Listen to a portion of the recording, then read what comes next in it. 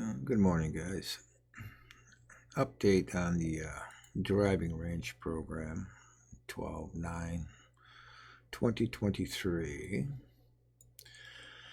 Now, when you map your balls, or map different balls, there will be an export feature up here on the menu item.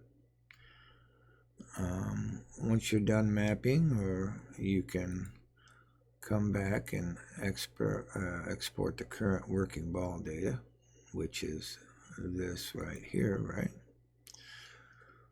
So the first thing I'm going to do is I'm going to come into this export feature here, and you can't get back to the main menu until you do a return, so that's one thing. So you come into here, and what I like to do is I'm going to copy this description for later on. So I'm going to do a Control C after I highlighted it. Now I've got that description copied. You need to put in a ball ID. It's going to be unique. So since this really doesn't have a level ball ID to it, I'm just going to call it 9999 for this WGT utility soil meter vapor ball, right? And I'm going to export it out. And what it will do is it will, once you do an export, it's going to erase everything in here, which is a separate export file. It's not this. And it will set the working ball type to this right here. So even though you've got a mixture of different balls inside here, it will set the working type ball and then update the export file. So we'll click yes, and now it has exported everything out, right? And we'll return it, and it's in a file called export.mdb. So if we were to look at that in the driving range folder, you'll see that driving range folder, you'll see that it's this ball right here. That's the ball that just got updated, the export file.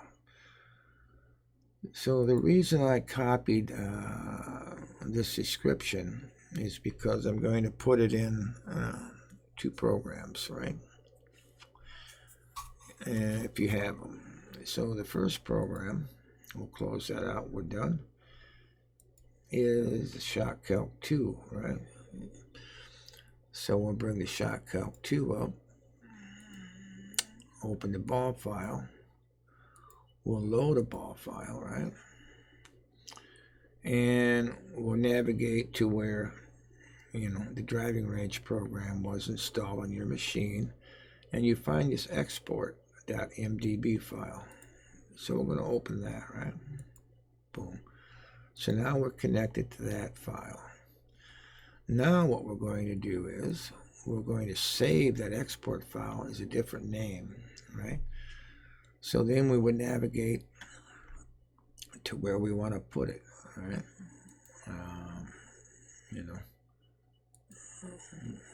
And then we'll call it the name. Now earlier on I did a Control C, I copied that text. So now I can do a Control V as Victor, and I can paste it in here and save it, right? So now when I come to open ball files, I'll have this ball file here ready to go, right? So that's how you use it in Shock Calc 2. In Approach 16, right? In order to use that file, you would come under Clone. you would add a new file, right? And I still have that text copied, so I can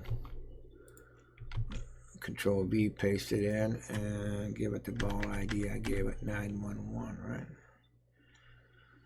And then save it. Now I just gave it description. The ball file isn't there in the folder, right? It's the export file, or this file here was saved under the shot calc. So it's an extra step you got to do if you want to use it. You got to go back to your shot calc folder and find that ball, right? And there it is there. And then you copy that, right? And then you go back to the Approach 16 folder, right? And you paste it into that folder, Approach 16 folder, right? So we'll paste it in here. So now we have another copy of that in the Approach 16 folder, right? So now when we try to open and create it, it's going to look for this title of the ball, right? So we'll open it up, right? Okay, so now we have it. So if you were to go look under maintenance on here, you'll see that this is the file. So, and of course, then you would, rebuild the master with that ball ID. And then you're working with a new ball. And so you've got it in both programs that you can use, right? So that's how you would do it with the driving range program. So so it's kind of a two-step process there. If you want to export it, you export the file, right, for the current ball that you were working with, the map, right? And then before you do the export, give it the name of a ball ID, right? It's going to be easier, like if you got a level 47 or 61 or 81 or 88, I mean, that's simple to use, because then you could just, type in, I've got the 81 ball I'm working with, or, the 52 ball I'm working with, or, these balls with no levels on them. You're just going to have to probably just use the name of them, but anyway, once you do the export feature and you're done with the driving range program, come on up there, baby. Okay, you'll notice that that's where the export ball file is there. All right, so the next thing I would do is I would open up the shot calc program and open this ball up right here. Open that up, and file open. I would open that export file up, and that was in the driving range folder. Right? I would open that up, right? And then after I had it open, I would then come back and save it, and I would, give it the name that you're going to use in both programs, And once you give it the name and you save it, right? You've got that in Shock Calc.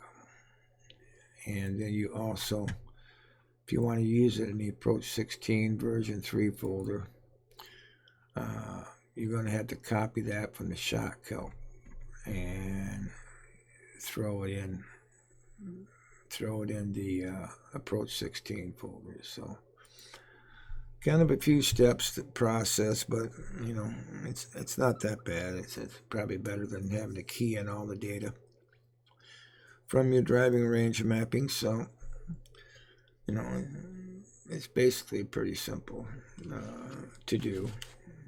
So, but anyway, that's the update. And if you got the driving range program, just download the update file. That way your existing mappings in the driving range won't get overwritten. If you don't have the program, well, then download the full install. All right. Well, hopefully you can follow those simple steps without much problems. But if you have an issue, let me know. I'll try to help you.